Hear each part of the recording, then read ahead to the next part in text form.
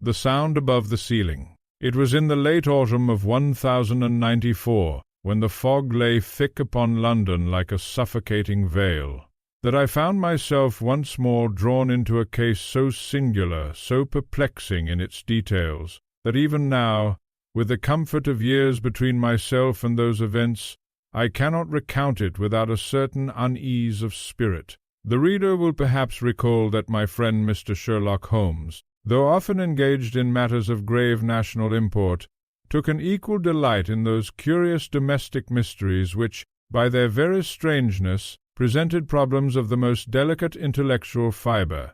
It was such a case that began, quite innocently, upon a damp morning in Baker Street. Holmes had risen early, as was his custom when seized by a particular line of thought, and I found him standing by the window in his dressing-gown, his long, lean figure silhouetted against the grey light.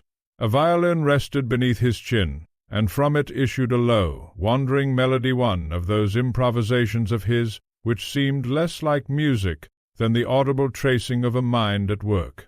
"You observe, Watson," said he suddenly, without turning, "that the postman has developed a slight irregularity in his gait." I looked up from my breakfast with some surprise. "My dear Holmes," I replied, "I had not even noticed the postman." "Precisely," said he, lowering the violin, "and yet you have been seated in full view of the window for the better part of 10 minutes. That is the difference between us. You see, but you do not observe." I smiled, accustomed as I was to such gentle reproaches. "And what, pray, has afflicted the unfortunate man's gait?" "A pebble in the left boot," said Holmes promptly. "His stride shortens upon the right step to compensate. It is elementary." I was about to remark upon the improbability of such a conclusion when a sharp knock came upon the door below, followed by the hurried ascent of Mrs. Hudson's steps. "A gentleman to see you, Mr. Holmes," she called. "Says it is a matter of urgency." Holmes exchanged his violin for his pipe with an air of mild interest. "Show him up, Mrs. Hudson."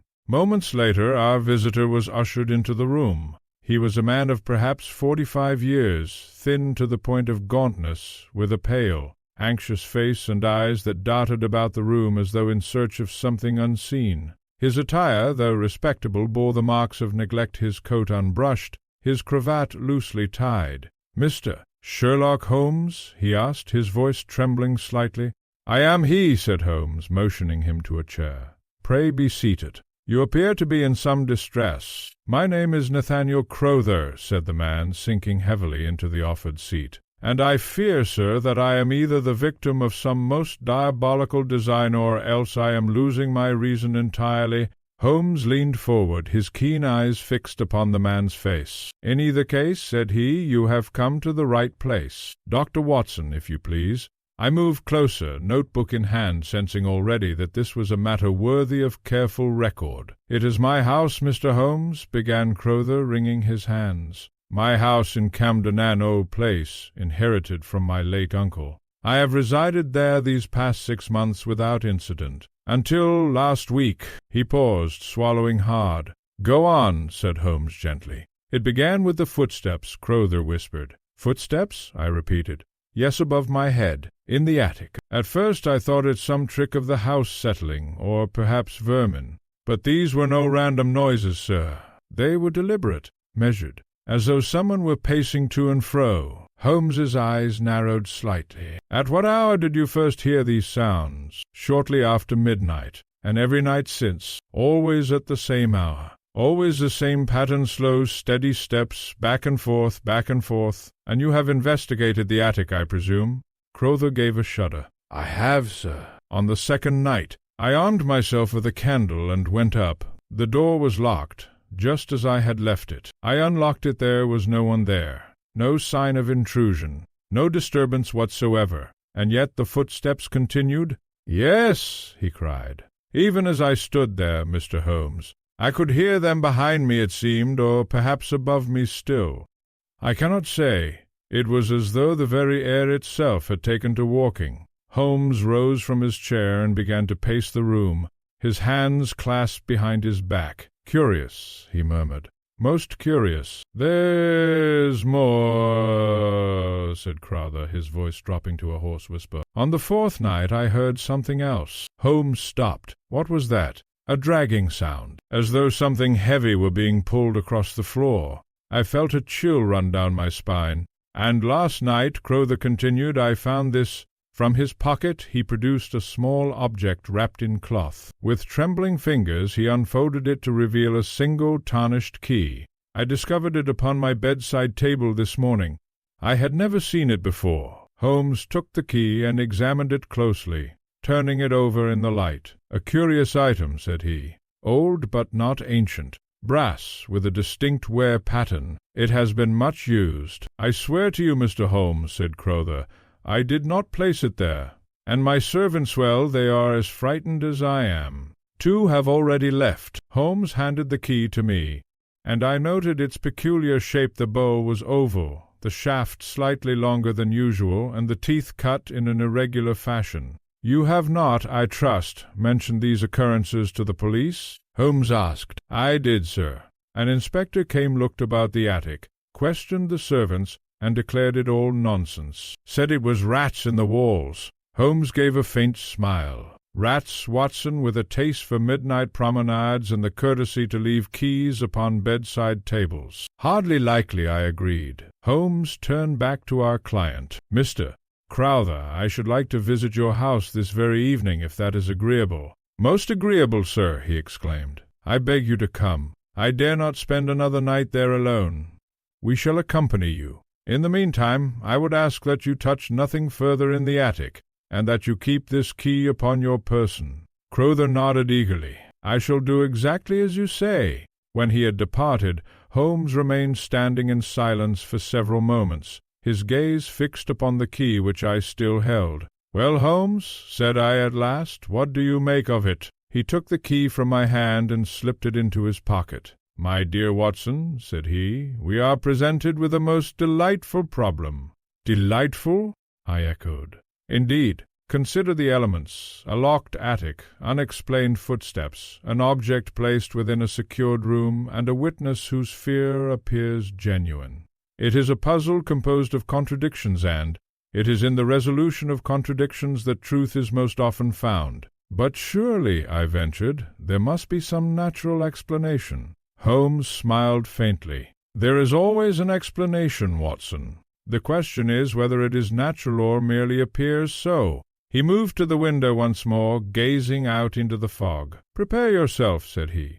I have a feeling that this case will lead us into some rather unexpected quarters. I could not then have known how prophetic those words would prove to be, for the footsteps in the attic were but the first faint echo of a mystery whose true nature lay hidden far deeper concealed beneath layers of deception, fear, and a design so subtle that even I, who stood beside Holmes through it all, failed to perceive its outline until the very end. Thus began the singular case of the footsteps in the attic, a house of shadows. It was shortly after dusk when Holmes and I set out with Mr. Nathaniel Crowther for his residence in Camden.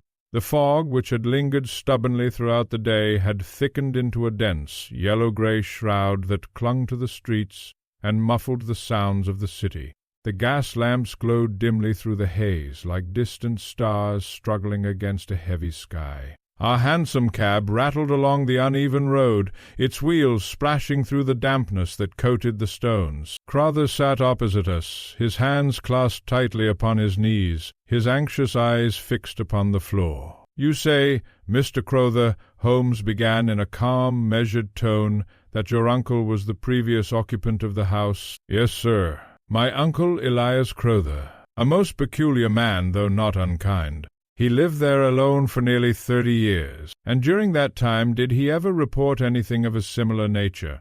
Never, said Crowther. At least, not to my knowledge. Though, he hesitated. Holmes leaned forward slightly. The what? There were rumors, Crowther admitted. Servants spoke of odd habits. My uncle was a recluse. He seldom allowed anyone into the upper floors of the house, particularly the attic. It was always kept locked. Holmes exchanged a quick glance with me. Indeed, said he softly, and upon his death the house passed to me. "I found it in excellent condition, if somewhat oppressive in its atmosphere."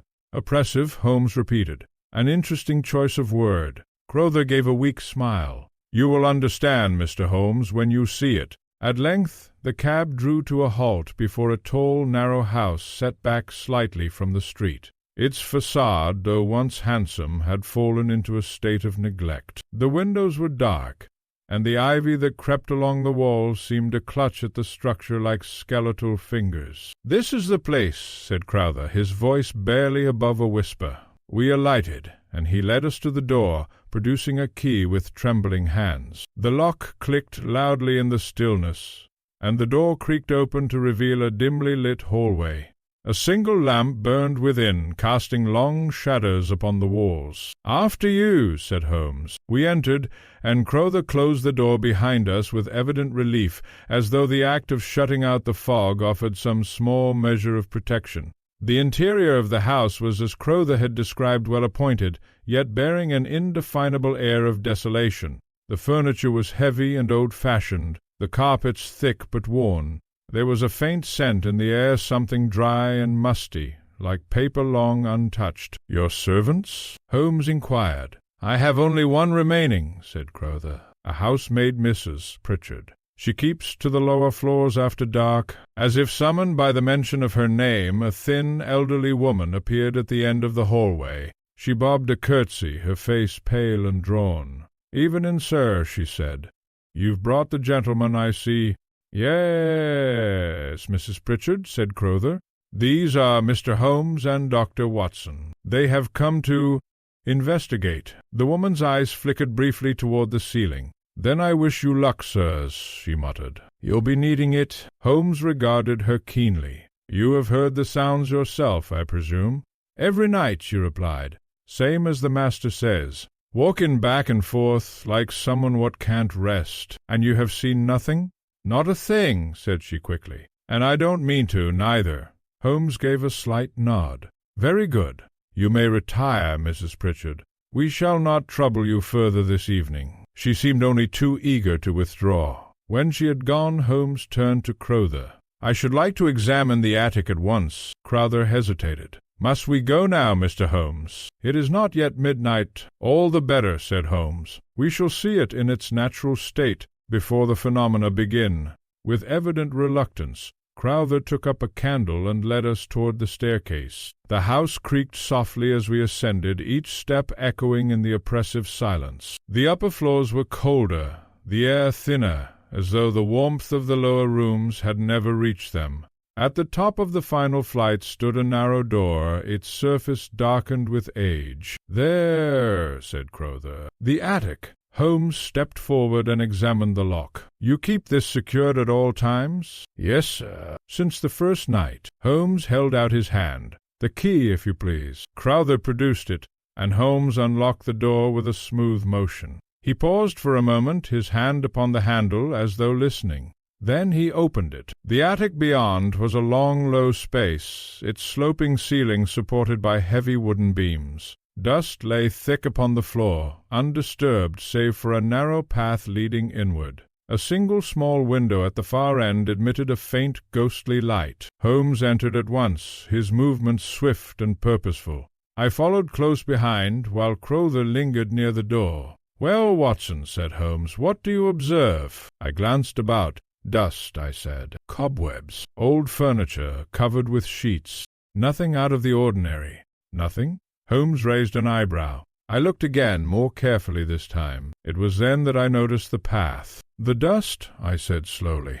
"It has been disturbed." "Precisely," said Holmes, "and not by chance." He knelt and examined the floor closely. "Footprints," he murmured, "faint but present."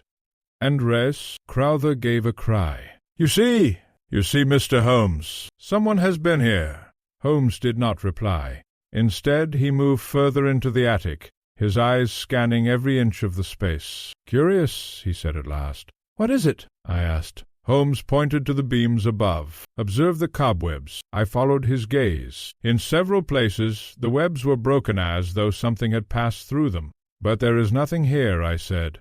"Just so," said Holmes. He rose and began to pace the length of the attic.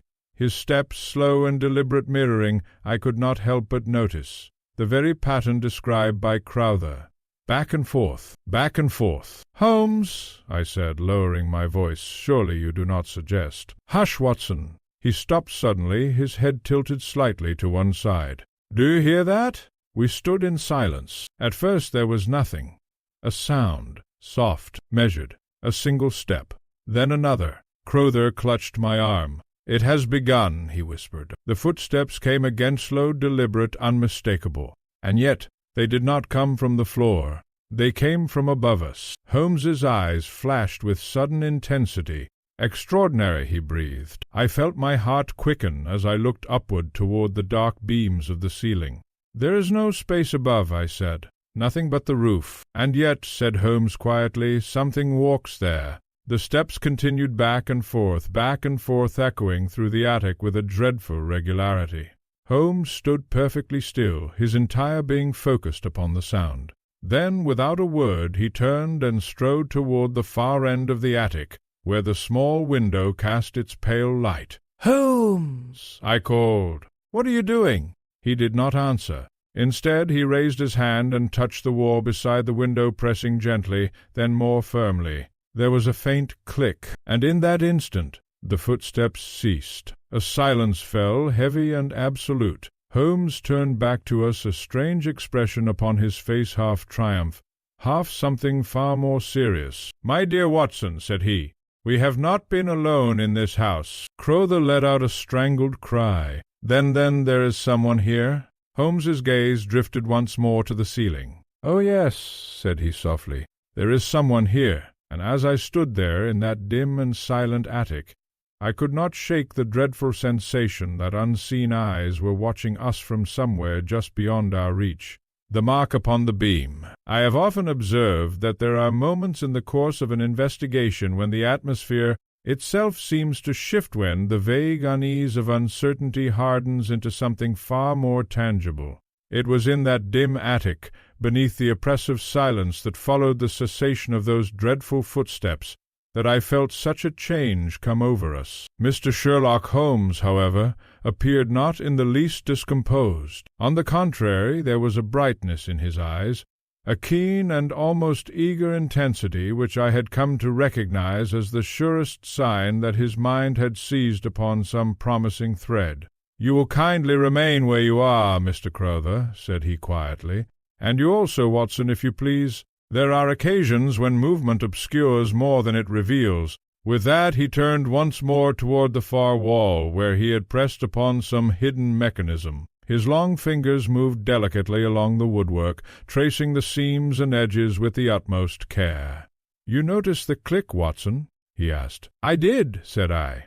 "It seemed to come from within the wall." "Precisely. And yet the wall itself shows no obvious sign of a door or panel, which suggests," he paused, tapping lightly upon the surface, "that the mechanism is either extremely well concealed or extremely old." Crowther, who had by now edged closer despite Holmes's instruction, spoke in a strained voice. "A secret passage, you mean?" Holmes did not immediately reply. Instead, he produced his pocket lens and bent close to the wood, examining it inch by inch. "At the very least," said he at last, "we are dealing with a structure that has been altered. Observe here." He beckoned me forward. I stepped beside him and saw that a portion of the wall, scarcely distinguishable from the rest, bore the faintest outline of a rectangular shape. It was so subtle that, had he not indicated it, I should never have perceived it. "The grain of the wood," Holmes continued, "does not align with that of the surrounding panels, a small detail but significant." "And the footsteps?" I asked. "They ceased when you pressed upon the wall." "Just so, which suggests a connection between the mechanism and the source of the sound." Crowther gave a low moan. "You mean that someone is concealed within the walls of my house?" Holmes straightened and regarded him thoughtfully. "That is one possibility," said he, "though not, I think, the only one." He turned away abruptly and began to examine the attic more thoroughly, moving now with a renewed purpose. He inspected the beams overhead, the floor beneath our feet, and the covered furniture along the sides. It was while observing him in this manner that my attention was drawn to a particular beam above us. Something about it struck me as irregular. "Holmes," said I, pointing upward, "look there." He followed my gaze. Upon the surface of the beam, partially obscured by dust and shadow, was a dark marking almost like a stain. Holmes wasted no time. Dragging a small wooden crate beneath it, he mounted swiftly and reached up, brushing away the dust with his hand. "What do you make of it?" I asked. He did not answer at once. Instead, he leaned closer, examining the mark with intense concentration. "Blood," he said at last. Crowther staggered backward. "Good God!" "Dried, but not ancient," Holmes continued calmly. "A matter of weeks, perhaps months, certainly not years." I felt a tightening in my chest. "But how could such a stain come to be there?" I asked. "And in such a place?" Holmes descended from the crate and dusted off his hands. "That, Watson, is precisely the question we must answer." He moved again to the section of wall he had previously examined and placed his palm against it. "Consider," said he, "the sequence of events. Footsteps are heard above, yet there is no visible space above the attic. A hidden mechanism is present within the wall. And now we find evidence of violence upon the beam. You believe the two are connected?" I asked. "I do not believe in coincidences," Holmes replied. Crowther, who had sunk into a chair, covered his face with his hands. "This is madness," he murmured. "My uncle he could not have." Holmes turned sharply. "Your uncle, Mr. Crowther," said he, "was a man of habits, was he not?" Yes, very much so." "And secretive?" "Extremely." Holmes nodded slowly. "Did he ever receive visitors?" "Rarely. And when he did, he would meet them privately. No servant was permitted to attend. And the attic he kept it locked at all times?" Holmes's expression grew more intent. "And after his death, was the house thoroughly examined?" "So far as I am aware," said Crowther, "yes. There was nothing of note." Holmes gave a faint smile. "Nothing that was seen, perhaps." He fell silent for a moment, his gaze distant, as though assembling the pieces of some intricate puzzle. Then, quite suddenly, he turned to me. "Watson, do you recall the key?" "The one found upon Mr. Crowther's bedside table?" "The very same." Holmes withdrew it from his pocket and held it up. "Now that we have seen this room, does it suggest anything to you?" I examined it again, but could discern no new significance. "It appears to be an ordinary key," I said. Holmes chuckled softly. "Ah, Watson, there you are. There is no such thing as an ordinary key-only keys whose locks we have not yet discovered." He stepped toward the concealed panel and ran his fingers along its edge. "If I am correct," he continued, "this key does not belong to any visible door in the house." "Then it must belong to the hidden one," I said. "Just so." Crowther looked up, hope and fear mingling in his expression. "Then we can open it." Holmes shook his head. "Not yet. To do so prematurely would be to risk losing whatever advantage we possess. No, Mr. Crowther, we must proceed with caution." "But how can I remain here," he cried, "knowing that there is something within my own walls?" Holmes regarded him with a mixture of sympathy and firmness. "For tonight you will do exactly as you have done on previous nights. You will retire to your room and take no action, no matter what you may hear." Crowther stared at him in disbelief. "You cannot be serious." "I am entirely serious," said Holmes. "If there is indeed someone or something making use of this hidden space, we must observe its habits before we disturb it. To act now would be to drive it into concealment." "And we?" I asked. Holmes's lips curved slightly. "We, my dear Watson, shall keep watch." A chill ran through me, though I confess there was also a thrill in the prospect. "You intend to remain in the attic?" "Precisely." Crowther rose to his feet, clearly agitated. "I cannot leave you here alone, Mr. Holmes." "It would be." "You will do as I say," Holmes interrupted gently but firmly. "Your presence would only complicate matters." After some further persuasion, Crowther reluctantly agreed. We heard his footsteps retreat down the stairs, and shortly thereafter the house fell into a deep and oppressive silence. Holmes extinguished the candle, leaving only the faint light from the small window. "Come, Watson," he whispered. "We must position ourselves where we may observe without being observed." We concealed ourselves behind a stack of covered furniture near the center of the attic. From this vantage point we had a clear view of the concealed panel and much of the surrounding space. Time passed slowly. The silence pressed upon us like a physical weight. I could hear the faint ticking of my own watch, the distant rumble of carriage wheels in the street below. Midnight struck, and with it, the footsteps began, soft, measured, back and forth, back and forth. This time, however, I was certain of one thing. They did not come from above. They came from within the wall. I glanced at Holmes. Even in the dim light I could see the sharp focus in his eyes. The sound grew louder nearer. There was a faint scraping noise as of wood against wood, and then, before our very eyes, the panel shifted, slowly, silently. It opened just a fraction, and from the darkness beyond something moved. I felt my breath catch in my throat as a pale shape emerged, human in form, yet ghost-like in its stillness. A hand, thin, bloodless, reaching out into the attic. Holmes's grip tightened upon my arm. "Not a sound," he breathed, and as we watched, frozen in place, the hand withdrew slightly, as though beckoning something or someone within. At that moment I realized with a growing horror that whatever lay beyond that hidden panel was no mere curiosity of architecture. It was the heart of the mystery itself, and we were now perilously close to it. The man in the wall. It is one thing, I have found, to contemplate danger in the abstract, and quite another to feel it take shape before one's very eyes. The pale hand which had emerged from the concealed panel possessed a quality so unnatural in its stillness that, for a brief instant, I could neither move nor think. Holmes, however, remained perfectly composed. The hand lingered in the opening for several seconds, long enough for me to observe its extraordinary thinness. The skin stretched tight over the bones, the fingers elongated and trembling ever so slightly.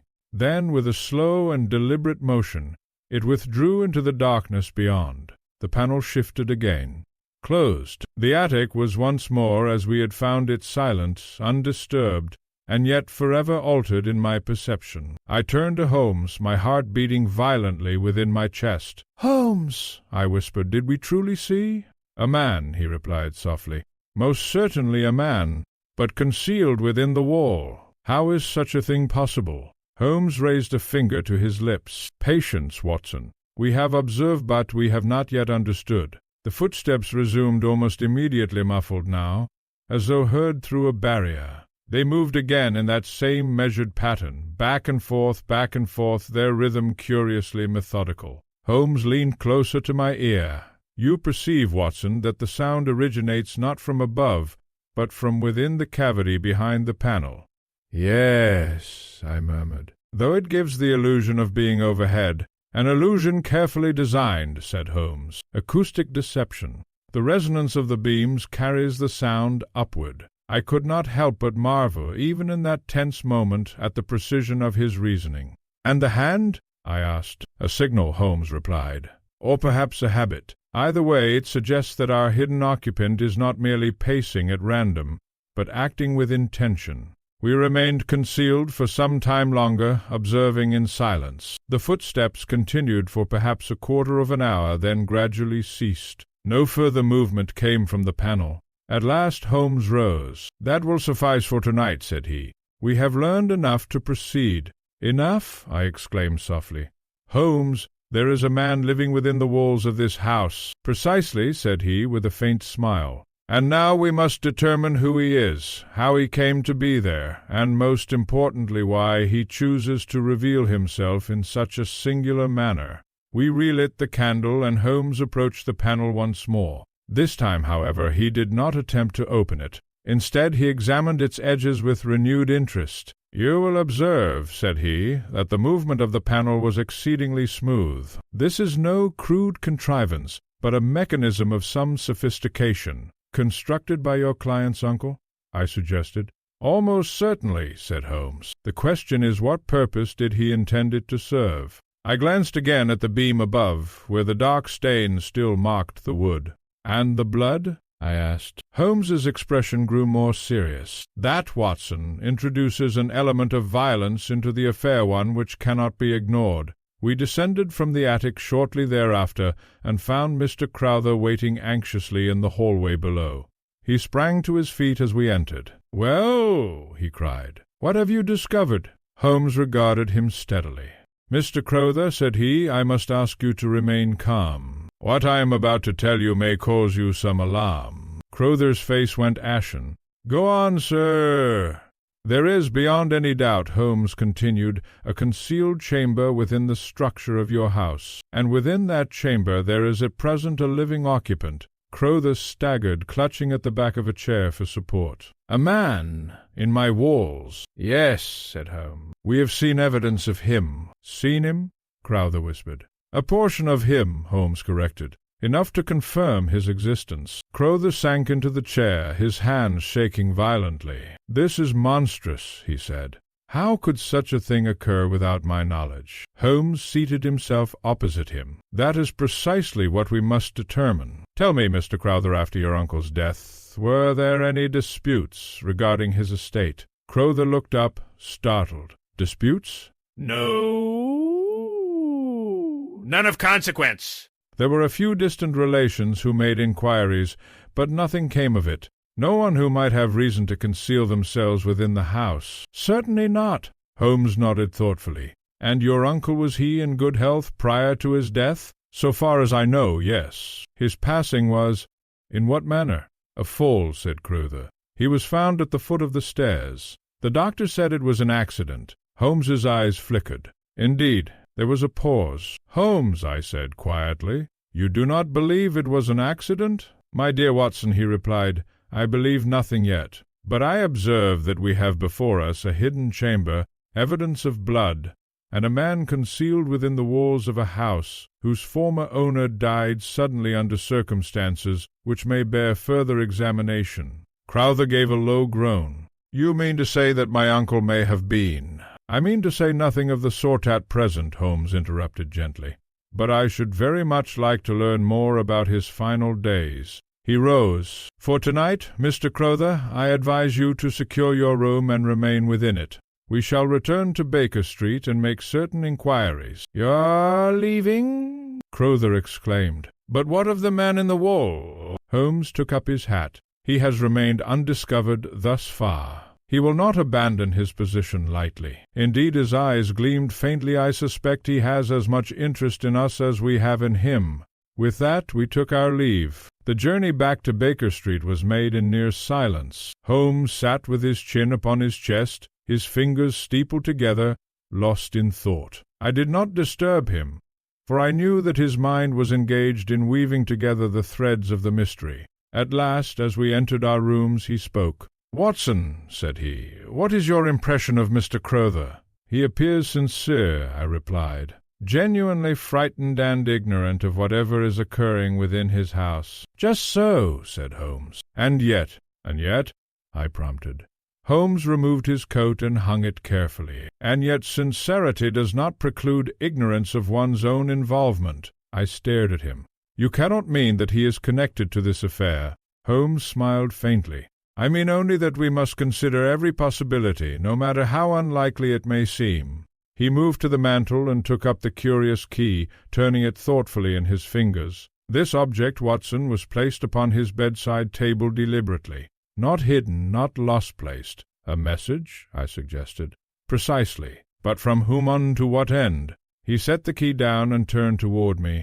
"Tomorrow," said he, "we shall begin by investigating the history of the house-end of Mr. Elias Crowther. I have a strong suspicion that the past holds the answer to our present riddle." "And the man in the wall?" I asked. Holmes's expression grew distant. "For now," said he, "we shall let him remain where he is." He extinguished the lamp. "But I think, Watson," he added softly in the darkness, "that before this case is concluded, he will have no choice but to come out. The past beneath the floorboards. The events of that extraordinary night left my mind in such a state of restless agitation that sleep came only in brief and troubled intervals. Again and again, as I lay in the darkness of my room in Baker Street, I found myself recalling the image of that pale, spectral hand emerging from the hidden panel, an image so vivid that it seemed less like memory than hallucination. Holmes, by contrast, appeared entirely undisturbed. When I entered the sitting-room the following morning, I found him already dressed and seated at the table, surrounded by a formidable array of papers, notes, and what appeared to be several aged volumes of considerable antiquity. "Ah, Watson," said he, without looking up, "you are just in time. I have made some progress. I trust it is of a reassuring nature," I replied, taking my seat. Holmes allowed himself a faint smile. "Reassurance, my dear Watson, is a luxury seldom afforded at this stage of an inquiry. But claritia, that is another matter entirely." He handed me a document. "You will find that most illuminating." I took the paper and examined it. It appeared to be a copy of a property record, detailing the ownership of Mr. Crowther's house over the past several decades. "This confirms what our client told us," I said. "The house has been in the Crowther family for many years." "Indeed," said Holmes. "But observe the earlier entries." I scanned further down the page. Prior to Elias Crowther, the property belonged to a man named Jonathan Halbridge. Holmes nodded. "A name of some interest. In what way?" Holmes leaned back in his chair, steepling his fingers. "Jonathan Halbridge, Watson, was a man of unusual reputation, a dealer in antiquities by profession, a collector of rare and curious objects. That seems harmless enough, on the surface," said Holmes. "However, I have also discovered that he was suspected, though never convicted, of engaging in certain less reputable dealings, such as smuggling, forgery, and the illicit acquisition of artifacts," Holmes replied. "In short, a man not unfamiliar with secrecy." I felt a growing sense of intrigue. "And he lived in the house before Crowther's uncle?" "Yes." "He sold the property to Elias Crowther some 30 years ago. Do we know why?" Holmes's eyes gleamed. "That, Watson, is precisely what I intend to discover." He rose and crossed to the mantel where the curious key still lay. "Now consider," he continued, "the presence of a hidden chamber within the house. Such a feature would be of obvious utility to a man engaged in clandestine activities. You believe Halbridge constructed it. It is a strong possibility," said Holmes, "though it is equally possible that Crowther himself may have altered or expanded upon it." "And the man we saw?" I asked. "How does he fit into this history?" Holmes picked up the key and turned it thoughtfully between his fingers. "That is the central question. Is he an intruder, a squatter, or something far more intimately connected to the house and its former occupants?" Before I could reply, there came a sharp knock at the door. Mrs. Hudson entered, bearing a telegram. "For you, Mr. Holmes." Holmes took it, tore it open, and read its contents with swift precision. "Well, it is from Inspector Lestrade," said Holmes. "He has been making inquiries on our behalf." "And?" Holmes handed me the telegram. I read aloud. "Reference Elias Crowther. Death recorded as accidental fall. However, minor irregularities noted at time. No further investigation pursued. Suggest caution." I looked up. "Irregularities?" Holmes nodded. "A most suggestive term, is it not? You think there may have been foul play?" Holmes did not answer directly. "I think," said he, "that we are dealing with a case in which appearances have been carefully managed." He moved to the window, gazing out into the bustling street below. "Watson, have you considered the significance of the footsteps?" "In what sense?" "Their regularity, their persistence, their timing." "They occur each night at midnight," I said. "Precisely. And always in the same pattern." Holmes turned back to me. "Does that strike you as the behavior of a man acting at random?" "No," I admitted. "It suggests—" "Or compulsion," said Holmes. "Or perhaps communication." "Communication?" I repeated. Holmes smiled faintly. "Suppose, Watson, that the footsteps are not merely the by-product of movement, but a deliberate signal. A code, if you will." I stared at him. "You mean that the pattern itself conveys meaning?" "It is a possibility," said Holmes, "one which we must not dismiss." At that moment a second knock sounded at the door, more urgent than the first. Mrs. Hudson reappeared, her expression troubled. "Mr. Holmes, sir, it's a gentleman. Says he must see you at once." Holmes exchanged a glance with me. "Show him in." The visitor who entered was a man of middle years, stoutly built, with a florid complexion and an air of official authority. His hat was clutched tightly in his hands, and his breathing was somewhat labored, as though he had come in great haste. "Mr. Sherlock Holmes?" he said. "At your service. My name is Inspector Bellamy, sir, of Scotland Yard." Holmes inclined his head. "What can I do for you, Inspector?" Bellamy hesitated, glancing briefly at me. "You may speak freely," said Holmes. "Dr. Watson is my colleague." The inspector nodded. "It concerns the Crowther residence in Camden," he said.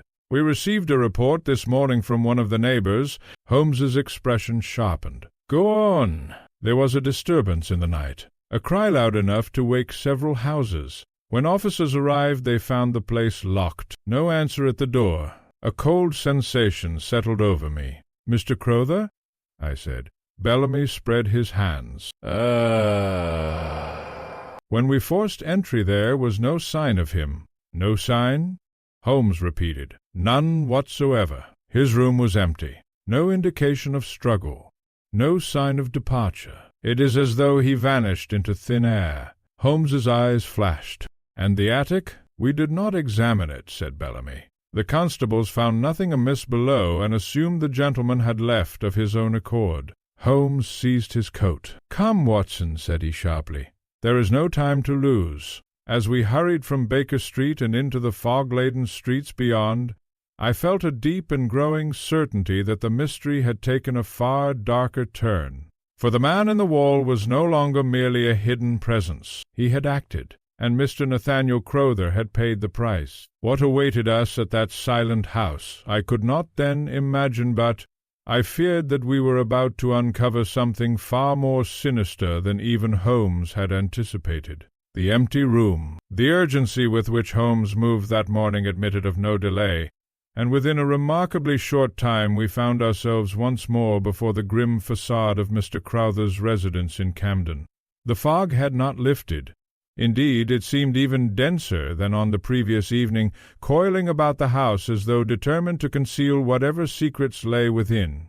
Inspector Bellamy accompanied us, his heavy tread and practical manner forming a stark contrast to Holmes's swift, silent intensity. A uniformed constable stood at the door, which bore visible marks of having been forced. "No one has entered since we secured it, sir," the constable reported.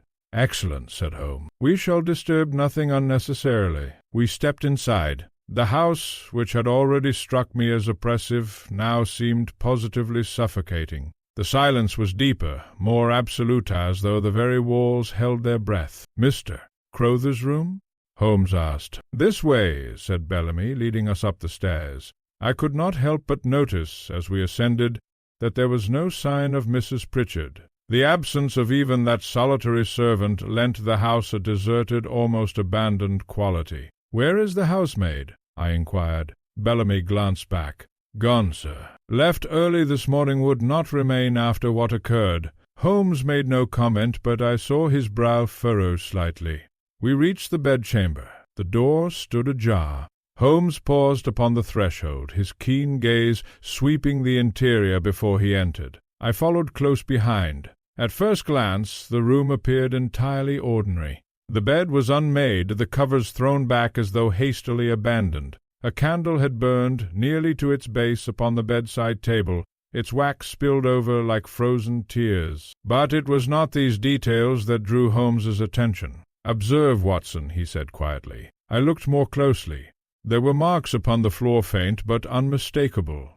Not footprints precisely, but scuffing impressions, as though something or someone had been dragged. "Good heavens!" I murmured. Bellamy let out a low whistle. "That does not look like a voluntary departure." "No," said Holmes, "it does not." He knelt beside the marks, examining them with his lens. "The direction is toward the wall," he continued. "Specifically there." He pointed to a section of paneling near the foot of the bed. My heart quickened. "You think?" "I think," said Holmes, rising, "that we are about to confirm a most unpleasant hypothesis." He moved to the panel and began to examine it with the same careful precision he had displayed in the attic. His fingers traced the seams, pressing here and there with deliberate intent. "Inspector," said he, "have you the key which was found in Mr. Crowther's possession?" Bellamy produced it at once. Holmes took it and inserted it into a barely visible keyhole, concealed within the carving of the wood. There was a soft click. The panel shifted. I felt a chill run through me as it swung slowly inward, revealing a narrow, dark passage beyond. "By heaven," breathed Bellamy. Holmes took the candle from the bedside table and held it aloft. "Come, Watson," said he. "We must proceed with caution." The passage was exceedingly confined, barely wide enough for a man to pass, and ran at a slight incline upward toward the attic. The air within was close and stale, carrying with it a faint, unpleasant odor. We advanced slowly, Holmes leading the way, Bellamy and I close behind. After several yards the passage widened slightly, forming a small chamber. It was here that Holmes halted. "Look," he said. Upon the floor lay a length of rope frayed at one end. Beside it a small wooden stool had been overturned. "And here," Holmes continued, directing the candlelight toward the wall, "we find further evidence. There were dark stains upon the wood. Blood. Fresh." Bellamy swore under his breath. "This is no ghost story," he said grimly. "No," Holmes agreed. "It is something far more deliberate. But where is the man?" I asked. "Where is Crowther?" Holmes did not reply at once. Instead, he moved to the far side of the chamber, where the passage continued upward. "We must go on," said he. The incline grew steeper and the passage narrower, until at last it terminated in a second concealed panel. Holmes pressed against it. It opened. We found ourselves once more in the attic. The same dim light filtered through the small window.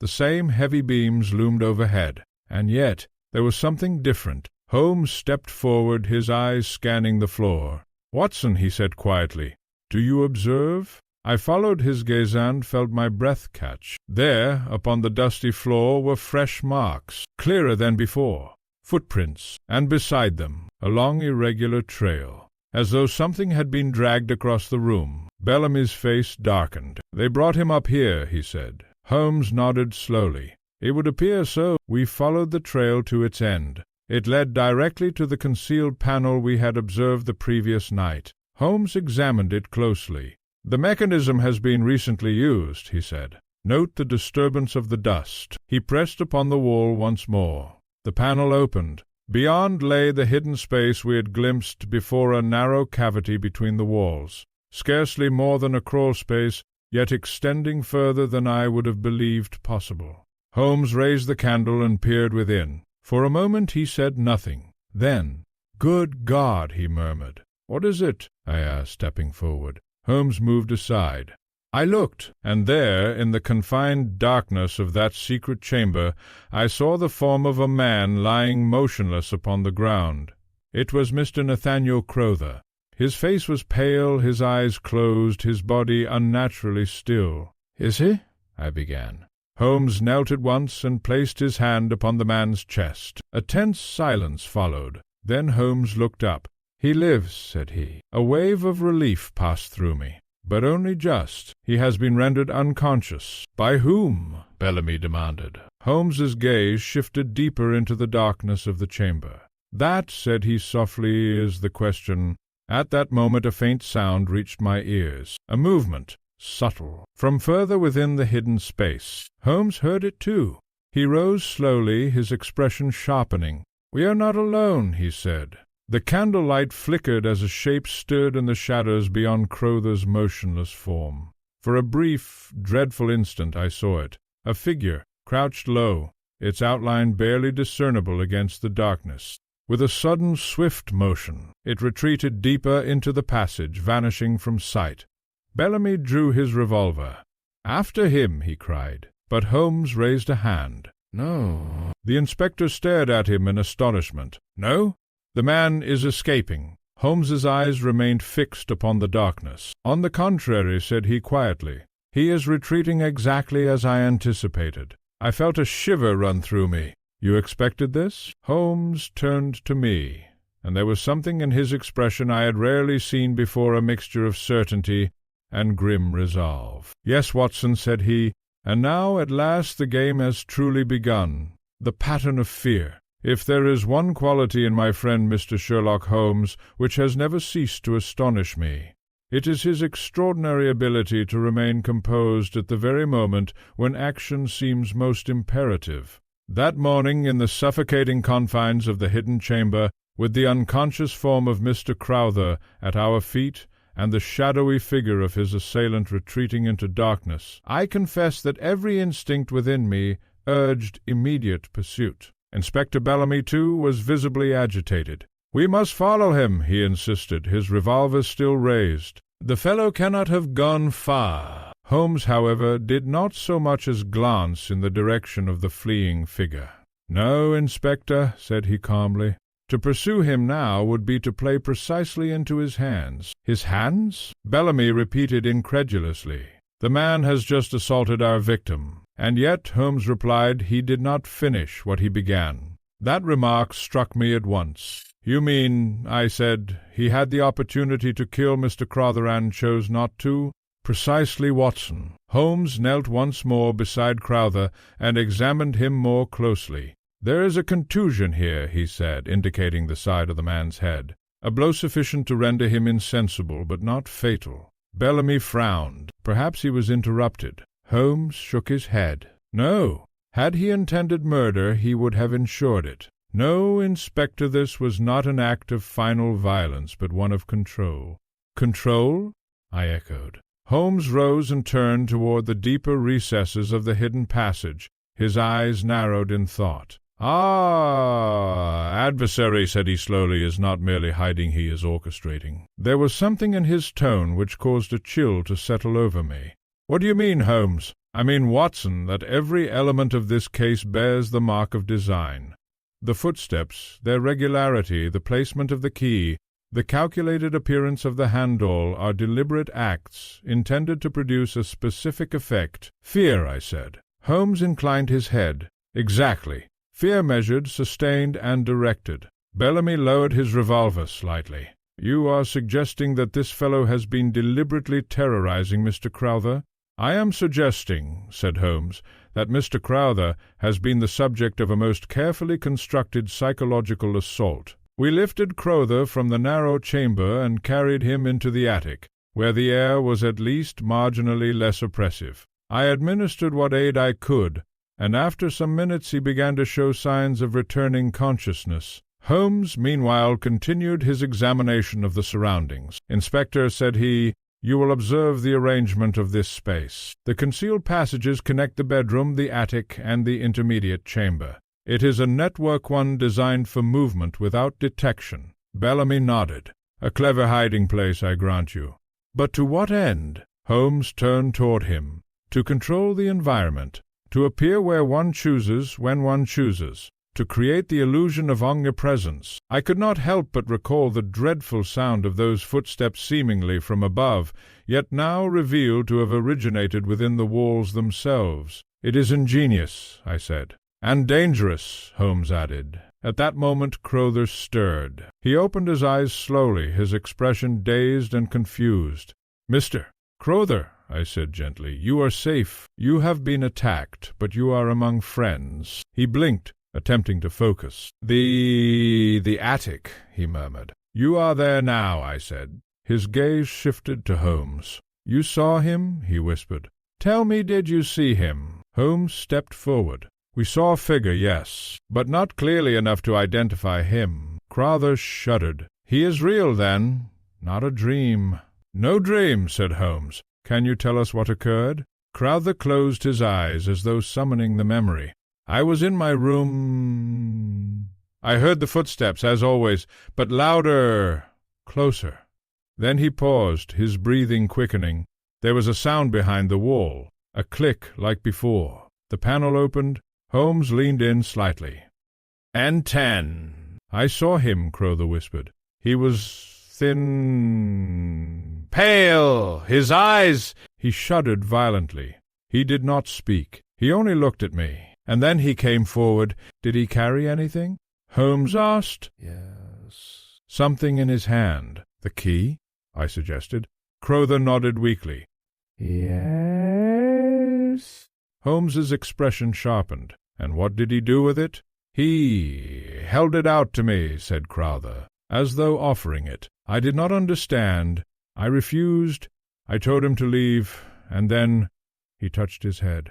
"A blow and nothing more." Holmes straightened. "Most instructive." Bellamy folded his arms. "I fail to see how this advances us," said he. We have a hidden assailant, a network of passages, and a victim nearly killed in his own house. What we need is to catch the man, not analyze his manners." Holmes smiled faintly.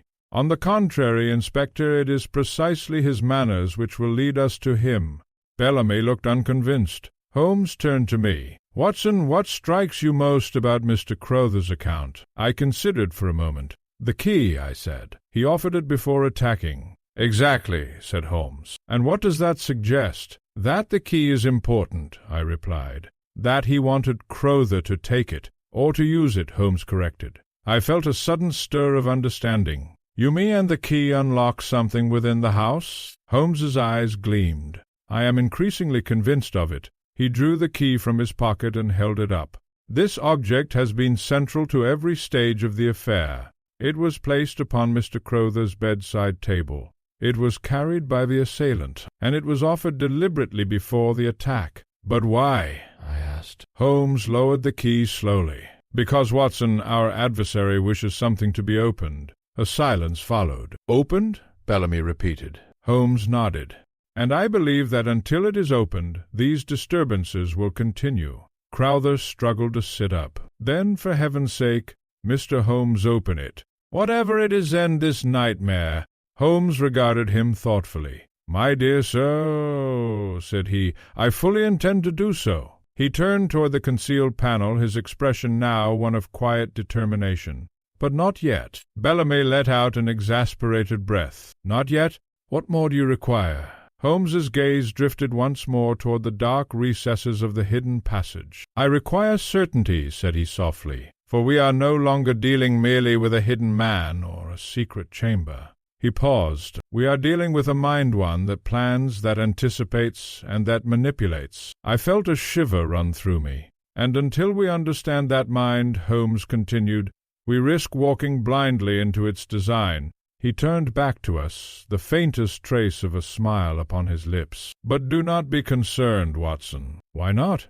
I asked. "Because," said he, "I believe I have already begun to see the pattern." And as he spoke those words, I could not help but feel that the true danger of the case did not lie in the hidden passages, nor even in the mysterious figure who haunted them, but in the unseen intelligence that guided every step we took within that house of shadows, the key that refused silence. The remainder of that morning was spent in restoring Mr. Crowther to a condition fit for removal. Though shaken in both body and spirit, he proved more resilient than I had at first feared, and by noon we had conveyed him safely to a private lodging under the discreet supervision of Inspector Bellamy.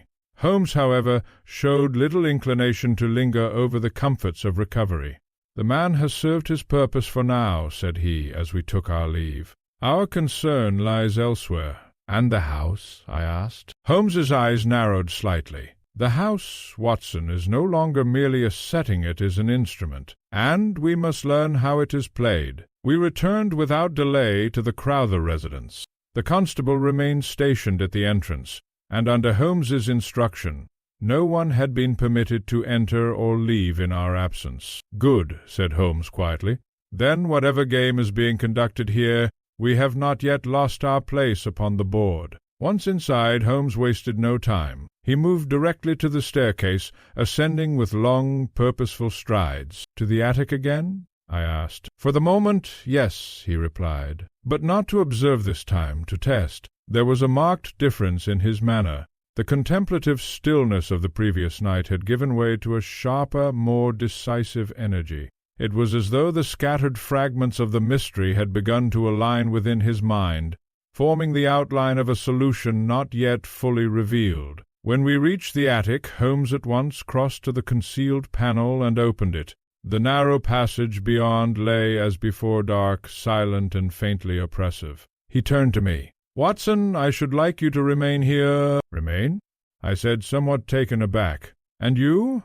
"I shall enter the passage alone," I protested at once. "My dear Holmes, I cannot permit you to venture into that confined space without assistance. The fellow may still be within." Holmes smiled faintly. "Your concern does you credit, my friend. But I assure you, if our adversary is indeed present, he will not reveal himself by force, not yet." "And if he does?" I insisted. Holmes's expression grew briefly grave. "Then I shall rely upon your prompt intervention." With that he took the candle and stepped into the passage, leaving me at the threshold with a most uneasy sense of anticipation. I waited. Minutes passed, long, oppressive minutes in which every creak of the house seemed magnified by my heightened nerves. I strained to catch some sound from within the passage, a footstep, a voice, any sign of movement, but there was nothing. At last, just as I had begun to consider following him despite his instructions, Holmes reappeared. His expression was one of quiet satisfaction. "Well?" I asked eagerly. He stepped back into the attic and closed the panel behind him. "It is precisely as I suspected," said he. "And what is that?" Holmes set the candle upon a crate and withdrew the key from his pocket. "This," said he, holding it up, "is not merely a key, it is a command." I stared at him. "A command?" "Yes." "A directive, Watson. An invitation, though, one delivered under the most peculiar circumstances." "You mean that the man in the passage wishes us to use it?" "Not merely wishes it," Holmes replied. "Requires it." I felt a growing sense of unease. But why would he depend upon us in such a manner? Why not act directly? Holmes began to pace the attic, his movements slow and deliberate. "Because, Watson, there are certain actions which he either cannot perform or will not. The distinction is subtle but crucial." He paused and turned to me. "Consider the evidence. The key is placed where it will be found. It is presented to Mr. Crowther. It is carried by the assailant himself, and yet it has not been used, which suggests," I began. "That its use must come from another hand," Holmes finished. A silence fell between us. "Holmes," I said at last, "you are suggesting that the key unlocks something which the hidden man cannot or dares not open himself." "Precisely. But what could that be?" Holmes smiled faintly. "That is what we are about to discover." He moved once more to the concealed panel. "Come, Watson, we shall not keep our mysterious host waiting any longer."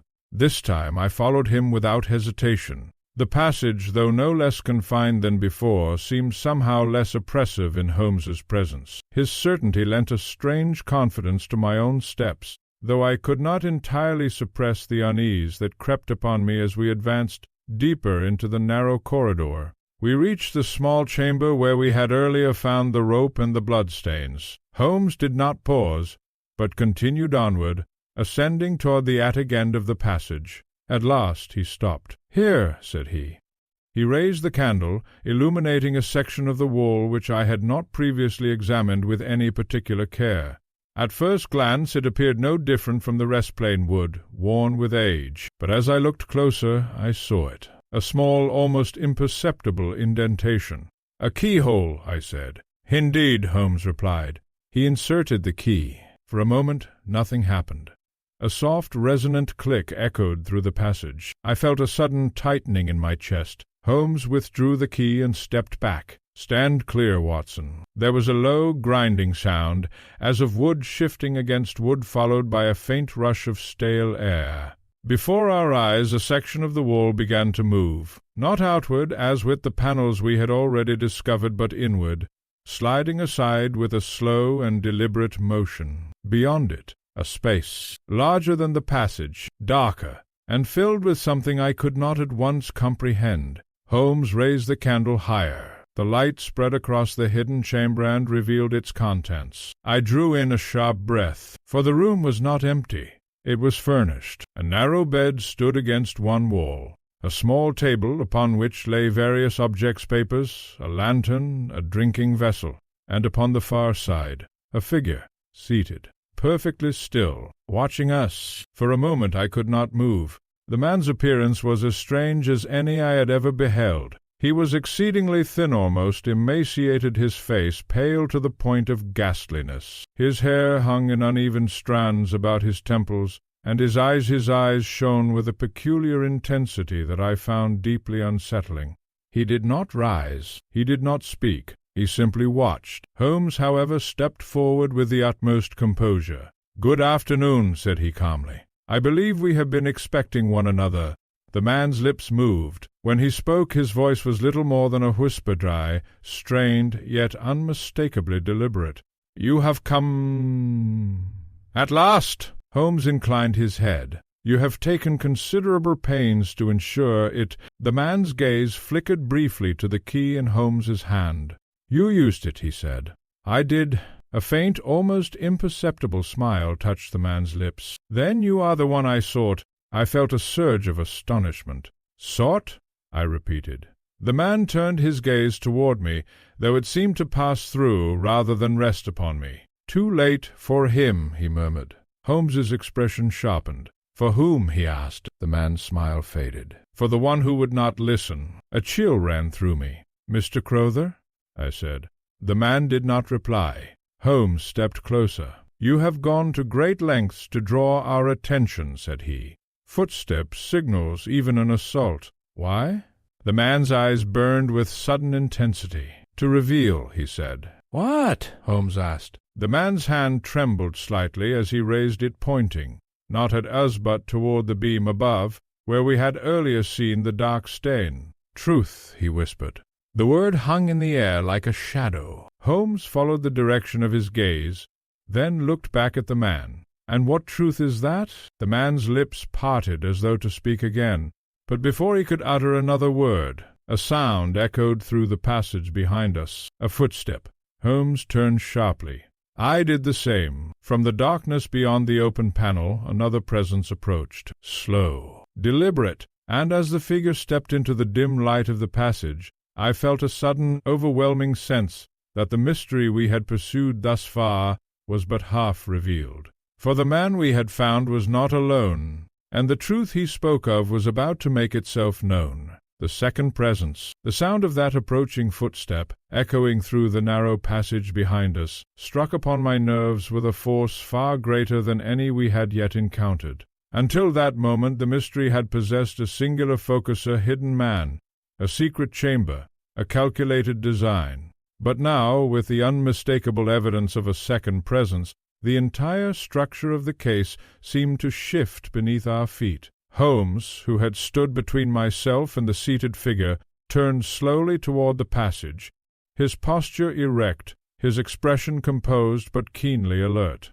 "Remain where you are, Watson," he said quietly. I confess I had no intention of doing otherwise. The candlelight flickered as the newcomer advanced, casting long, distorted shadows along the walls of the hidden chamber. For a brief instant, the figure was little more than an outline, tall, upright, and possessed of a certain deliberate grace. Then he stepped fully into the light. He was a man of middle years, well-dressed, his appearance in striking contrast to the gaunt, spectral figure seated before us. His features were composed, even refined, yet there was something in his expression, a hardness about the eyes that spoke of calculation rather than warmth. He removed his hat with measured courtesy. "Mr. Sherlock Holmes," said he, in a calm, steady voice. "I had hoped it might be you." Holmes inclined his head slightly. "You have the advantage of me, sir." "Allow me to correct that," the man replied. "My name is Adrian Halbridge." I felt a sudden stir of recognition and glanced at Holmes. "Halbridge," I murmured. "The former owner." "The son," Holmes said quietly. The man smiled faintly.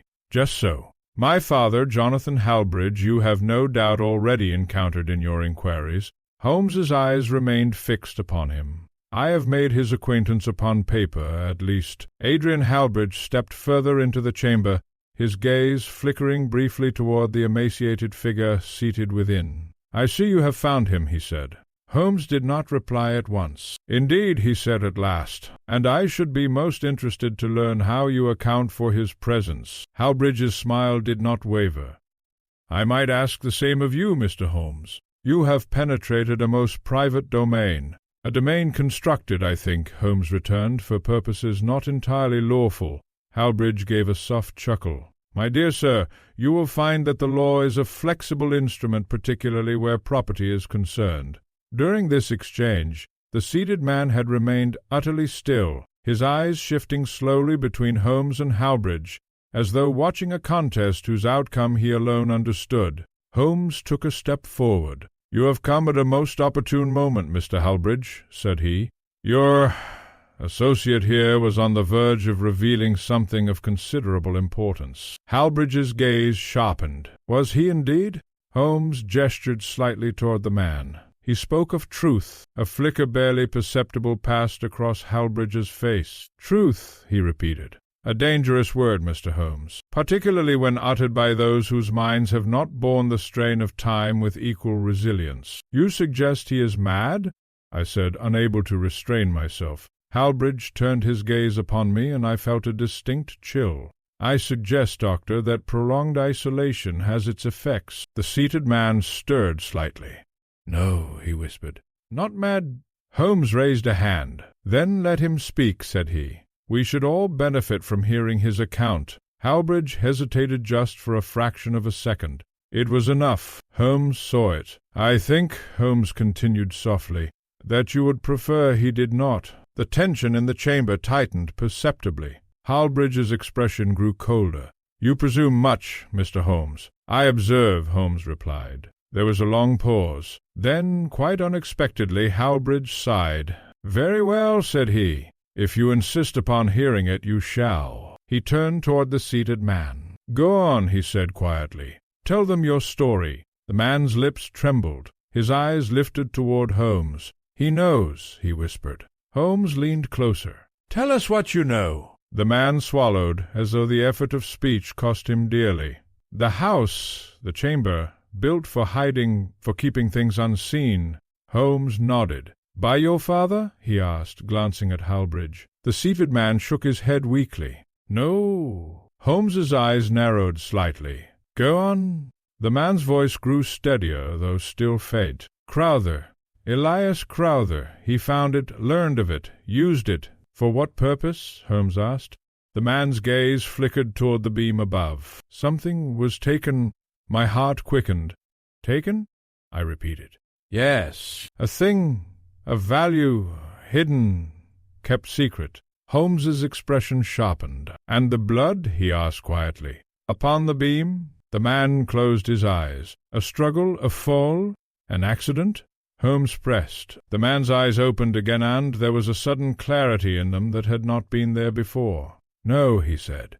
The words seemed to echo in the confined space. No. I felt a cold weight settle in my chest. Holmes turned slowly toward Hallbridge. Then we must conclude, said he, that Elias Crowther did not die by mischance but by violence. Hallbridge's face remained composed, but his eyes had hardened. You draw conclusions upon the word of a broken man, he said. Holmes shook his head. Not upon his word alone, said he. Upon the evidence, the hidden chamber, the bloodstain, the secrecy, and the subsequent attempt to control the narrative through fear. Hallbridge took a step forward. And what narrative would that be? Holmes met his gaze steadily. That Elias Crowther was responsible for something he sought to conceal, and that you, Mr. Hallbridge, have returned to ensure that concealment remains intact. A silence followed, heavy, charged. Then Hallbridge smiled. An elegant theory, he said, but incomplete. Holmes's eyes flashed. Then, complete it for me. Hallbridge glanced once more at the seated man. He has told you only half the truth, said he. And the other half? Holmes asked. Hallbridge's smile deepened slightly. The other half, he said, is that Elias Crowther was not the only man to fall in this house. I felt a sudden, dreadful understanding begin to form. Holmes, however, remained utterly still. You refer, said he slowly, to the stain upon the beam. Hallbridge inclined his head. And to what lies beneath it? A silence fell. Holmes turned toward the beam, his gaze fixed upon the dark mark. Watson, he said quietly, do you recall the precise position of that stain? I do, I replied. Then I think, said Holmes, it is time we examined what lies below it. I felt a chill run through me. You mean? Holmes nodded.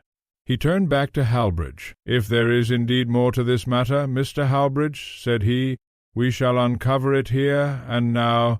Hallbridge's expression did not change. By all means, he said. But there was something in his voice, a subtle tension, that told me Holmes had struck close to the heart of the mystery. And as we prepared to leave that hidden chamber and return to the attic above, I could not escape the dreadful certainty that whatever lay beneath that darkened beam would reveal the final terrible truth of the case, a truth which someone, somewhere, had gone to extraordinary lengths to conceal. Next, beneath the beam, It is not without a certain reluctance that I set down the events which followed, for they mark the point at which the curious and the uncanny gave way to something far graver, something rooted not in illusion or artifice, but in human action of the darkest kind.